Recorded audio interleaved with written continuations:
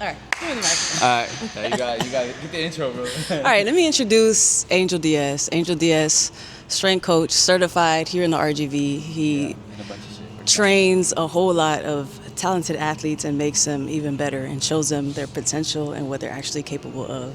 Can you give us a little bit about how long you've been doing that in the Valley and a little bit about your background in sports, your sports history as well? Cool. Well, I'm Angel, and I've been doing this for this is this summer will be year 14, which is insane. I'm also 29, so that's almost like half of my life. My background in sports is I did play football. I ran track, ran 400 hurdles in college. So there's a little bit of skin in the game for track, obviously. But I do train multiple sports, whether it's baseball. I've actually worked with a semi-pro racquetball player, so that's pretty cool. Basically every sport, golfers, tennis before, racquetball, baseball, basketball, etc. Basically every sport.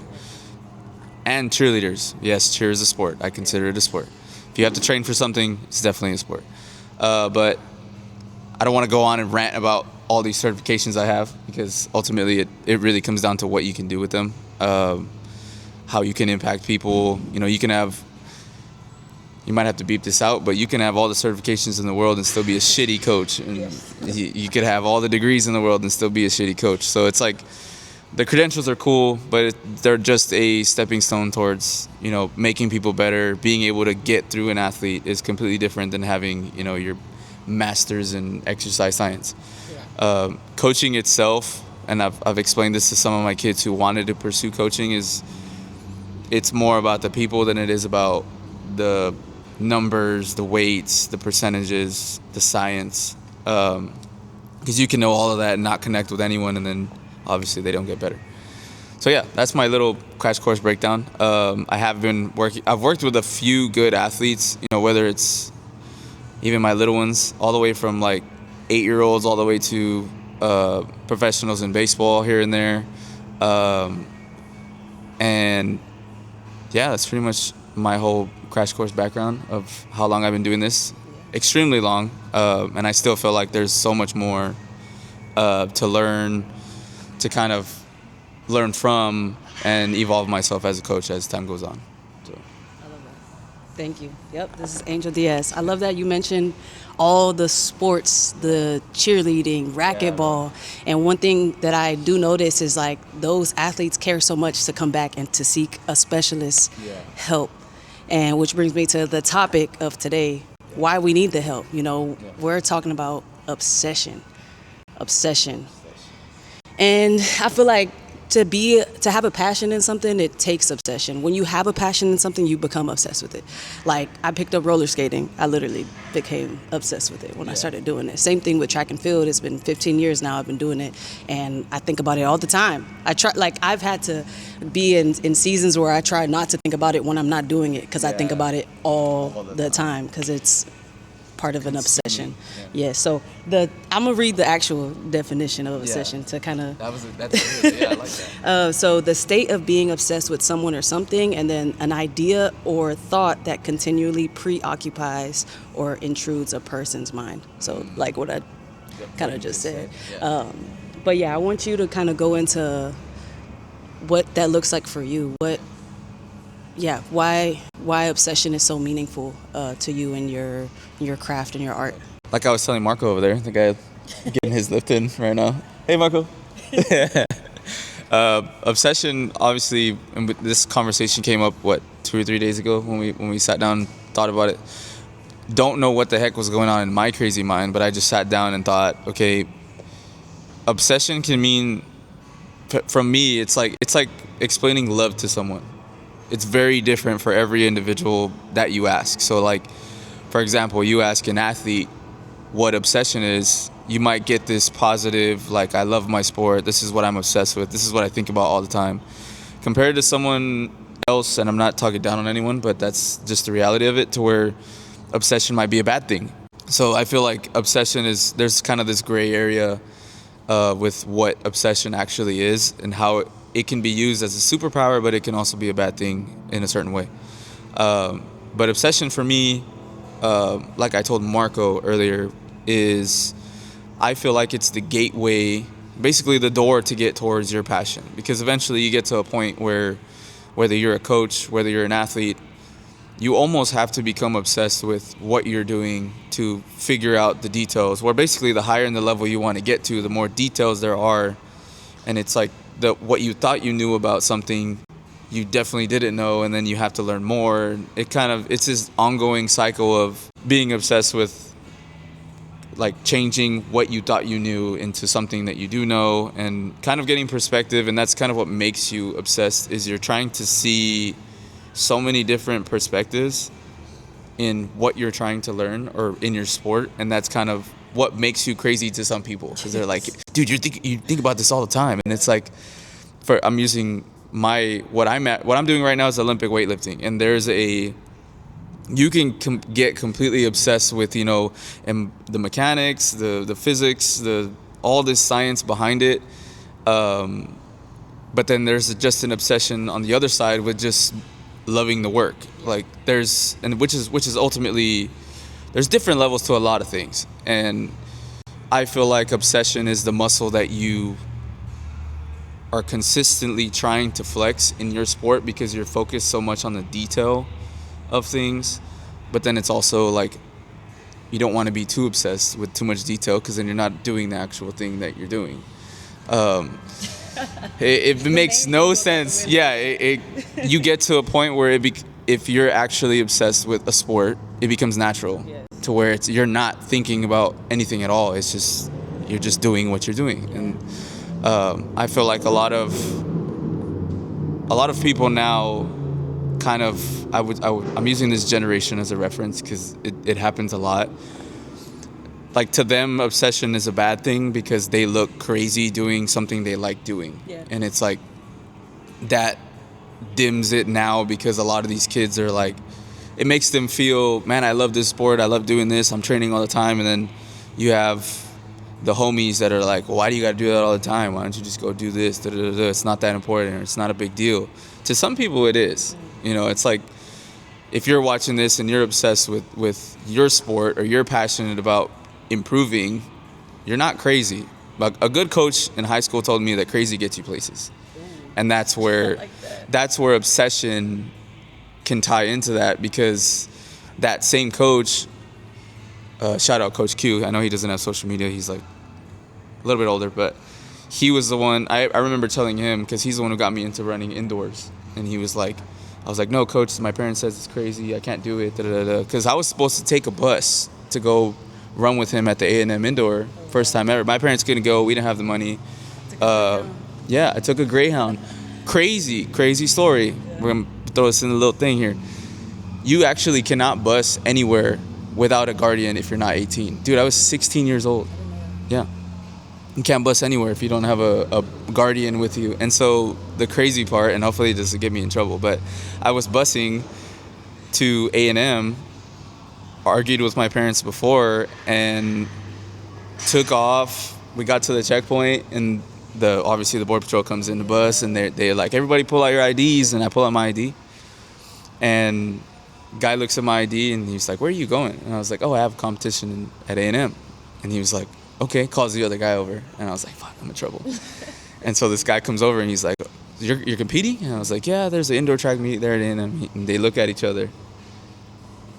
He's like, all right, well, good luck. And so then takes off, and then my grandpa called me when I got to College Station, and he was like, you're not supposed to be busing if you're not 18. You could have gotten your parents in trouble.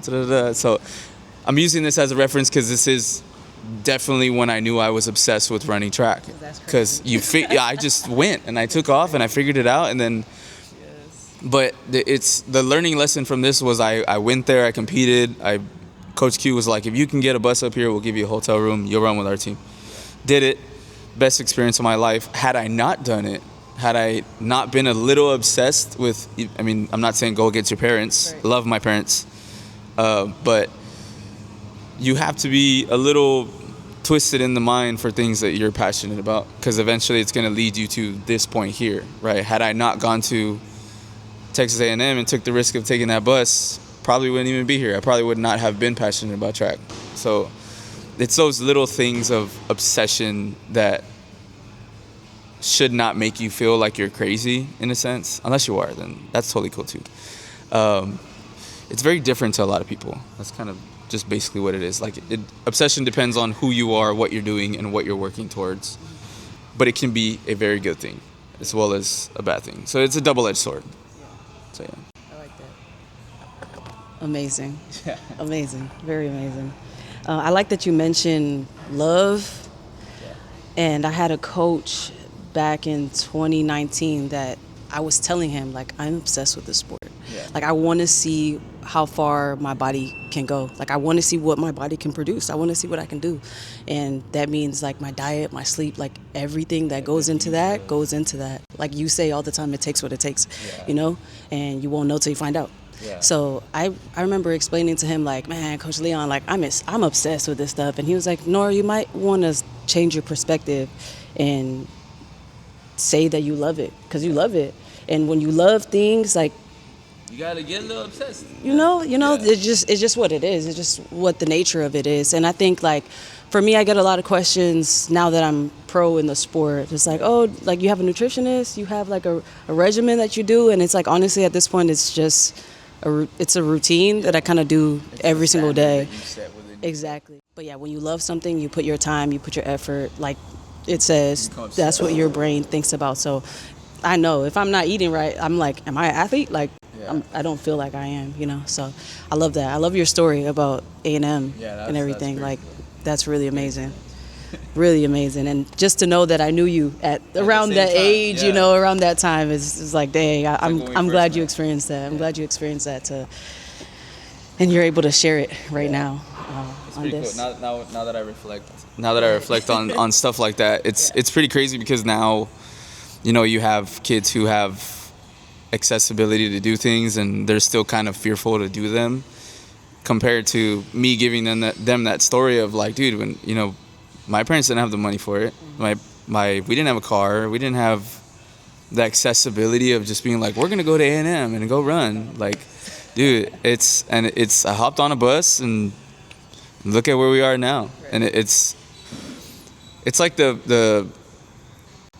it's almost like being obsessed with something kind of eliminates the fear of anything else. That's what I think about when I think of obsession. It's like you are doing things without, like, yes, there's a result of what you're doing, but if you're focused on the result and not actually who it allows you to become along the way, then I wouldn't say you're as obsessed with it. Like, it depends on what you're obsessed with. Yeah. Like, some people can be obsessed with, you know, improvements or standards or records or this number that they're trying to solely hit. Yeah. Now, that's bad. That's yes. When it becomes bad. So that's where the double-edged sword thing comes in, because you have. Now, I will say there is steps, right? Everybody wants a goal. Everybody wants to hit the time. Everybody wants to throw a certain distance. Everybody wants that one thing, but it's only the pursuit of it that makes you realize that's not what it's mainly about. It's like, who did you become in between, and who'd you become on the path to that? So then it's like you get these things and it's like, damn, was it really about the result, or was it about who I became in the process of becoming obsessed of something? And it's crazy, because it's only when you reflect you realize, damn, you know, even if I got last place, you know, like I worked so hard to get here, or whether I got first place and took so hard to get here, but, you know, whether you win a meet or you lose a meet, you still come to work on Monday, and because you're in love or passionate with what you do. And that's kind of what a lot of, I guess it works in phases. There's some people that get to understanding that it's not about the thing that you're trying to chase, it's about the person you become along the way. But it takes time and effort. You know, if you haven't really sacrificed for your sport, then you'll never actually get to that point where you have to change who you are, and it for the better. I will say this, 10 times out of 10, like I tell a bunch of kids that are new, it's like I haven't met anyone who regretted getting stronger. Right. Like, right. Oh, I hate myself because I'm so strong. Like, it's very true. But it wasn't even about getting stronger. It was about, they changed their eating habits, or they were getting their sleep. They spent less time on their phones and playing games. Like, and parents are the ones that tell me this outside of the kids, because the kids don't notice it. Ultimately, when you're on the process of something that you're obsessed with, whether it's improvement, you don't notice things change until someone either brings it to you, or you're just so in it to where it's like, oh damn, I started eating right, or I started getting my sleep and I feel really good. So it's that's another thing too. And parents are the ones that kind of tell me like, hey, yeah, so and so, he stopped playing games like a month ago, and he's getting his sleep. He's telling us what he wants to eat. And this is the beauty of strength and conditioning is it's not even about, I can boast about, really good athletes or athletes that competed at state or have a state medal, but it's like, if I'm not helping them develop as a human or a young adult as they transition to college, like, in my head, it's like, what am I really doing? But then the obsession with coaching in me is like, last year I had 4 or 5 kids compete at state, and we were on the drive back, and in my head I'm like, why wasn't it 6 or 7? Why wasn't it, back to the serious talk, why wasn't it more? So it's like, there's, yes, the obsession with coaching is a thing, because I've had nights where, there's what made me realize that I was passionate about coaching is I always wanted to figure out what was wrong or what to do, or if there was a way, because there always is. It's just a matter of taking the time, taking the sacrifice, understanding the science to find it out. Like, for example, like, my biggest background, what I credit the most for my background is I got a lot of kids who came in already injured, like shattered femurs, broken foot, messed up lower lumbar.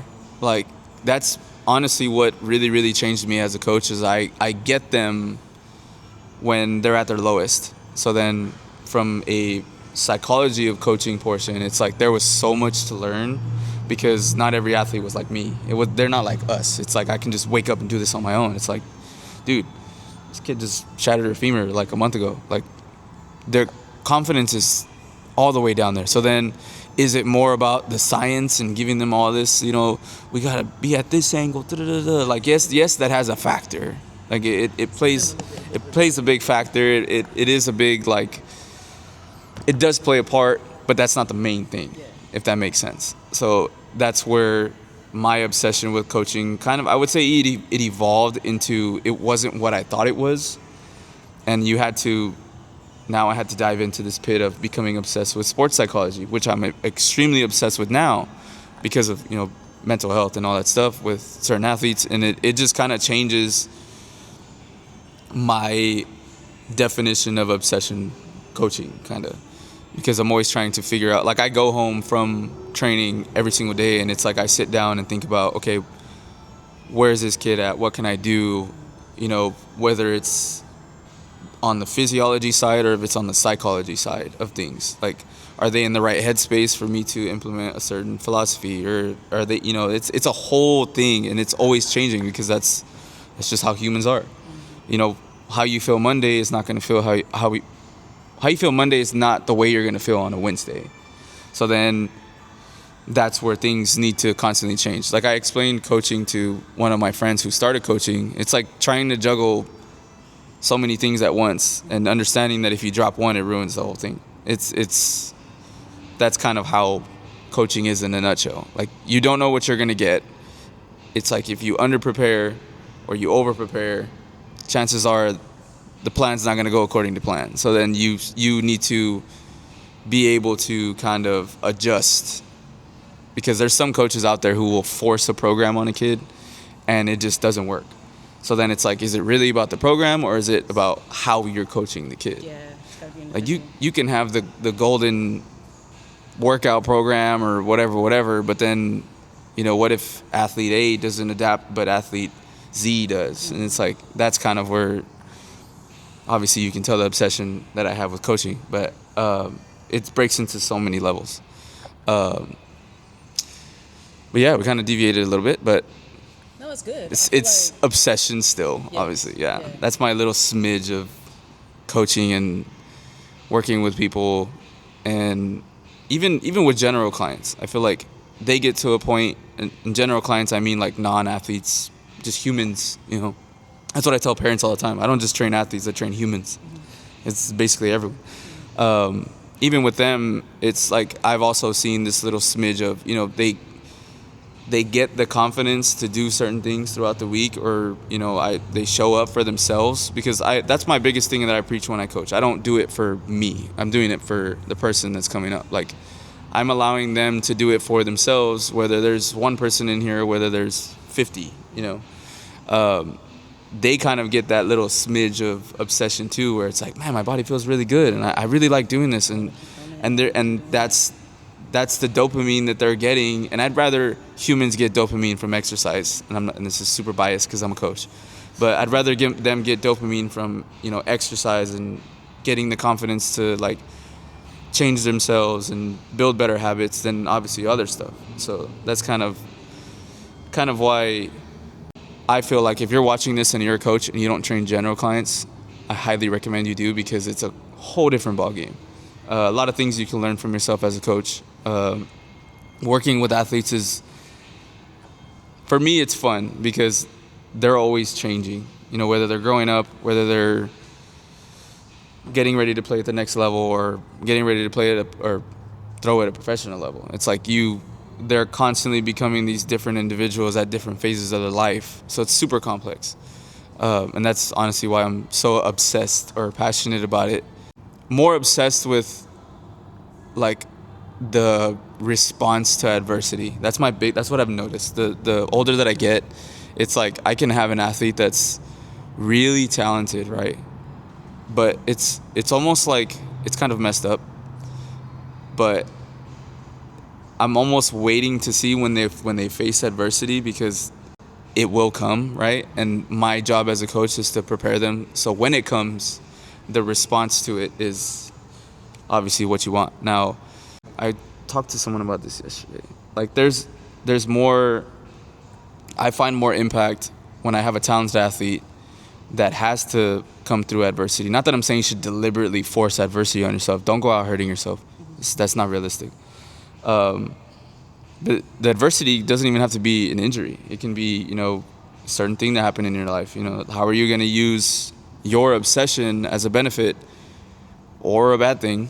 Yeah. It could go both ways. So, like, I like to have athletes that kind of go through that adversity, because that's my job as a coach, is to get them through it. And you'd be amazed, like, if for people that know my athletes or know of my athletes, there's so many that came out through a lot of adversity that no one even knew about but me. So it's like that's my obsession with coaching too, is like, in a sense, I'm guiding these athletes, or athletes and people, because sometimes it's general clients, to kind of like mend themselves together because of the adversity. And then that's where you kind of have to be slightly obsessed as a coach to figure out what you can for them as time goes on. And then that's just the beauty of coaching, really. But yeah. Thank you, Angel. I'm yapping. I love that. I love that. The words that I've taken back, you've said a lot, which is incredible. But adversity, passion, love, and obsession, which all leads to obsession. Yeah. So thank you for your words of wisdom. Appreciate this. This is awesome. Very awesome. Right. We wanted it to be 10 minutes, but we went over, but I think it's valuable, very valuable. So thank you for listening. Thank you for watching. And the best is yet to come. I think we need to do some more of these. Yeah, we definitely do. Yeah, for sure. So yeah, check it out. Give a like, share, all that jazz. Peace.